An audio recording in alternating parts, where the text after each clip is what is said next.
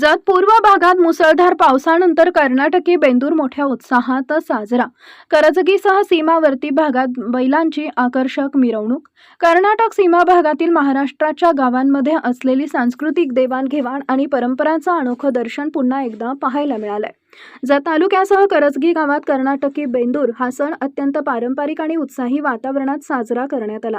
काही दिवसांपूर्वीच जतच्या पूर्व भागात झालेल्या प्रदीर्घ प्रतीक्षेनंतरच्या मुसळधार पावसामुळे बळीराजा सुखावला असून या आनंदाच्या पार्श्वभूमीवर यंदाचा बेंदूर सण शेतकऱ्यांसाठी विशेष उल्हास घेऊन आलाय. पावसामुळे शेतकऱ्यांमध्ये आनंदाचं वातावरण. जत पूर्व भागात गेल्या काही काळापासून पावसानं ओढ दिली होती, मात्र नुकत्याच झालेल्या दमदार पावसामुळे शेतकरी वर्गामध्ये आनंदाचं वातावरण निर्माण झालंय. धरणी माता तृप्त झाल्यानं खरीप हंगामाच्या आशा पल्लवित झाल्यानं शेतकऱ्यांनी अत्यंत उत्साहाने आणि सकारात्मक ऊर्जेनं कर्नाटकी बेंदूर सणाच्या विविध कार्यक्रमांमध्ये सहभाग घेतला. बैलांचे थाटमाट आणि आकर्षक मिरवणूक, वर्षभर शेतात घाम गाळणाऱ्या मुख्या जनावरांप्रती कृतज्ञता व्यक्त करण्याचा हा सोहळा असतो.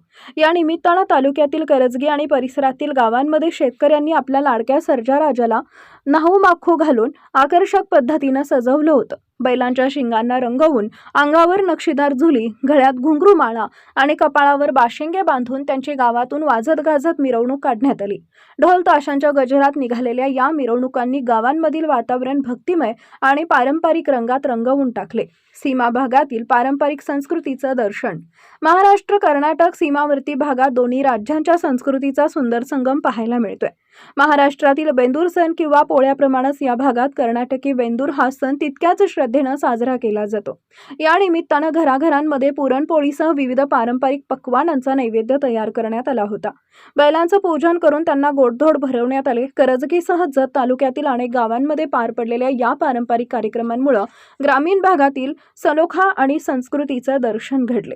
उदय वार्ता न्यूजसाठी नागेश मठपती, जत तालुका प्रतिनिधी.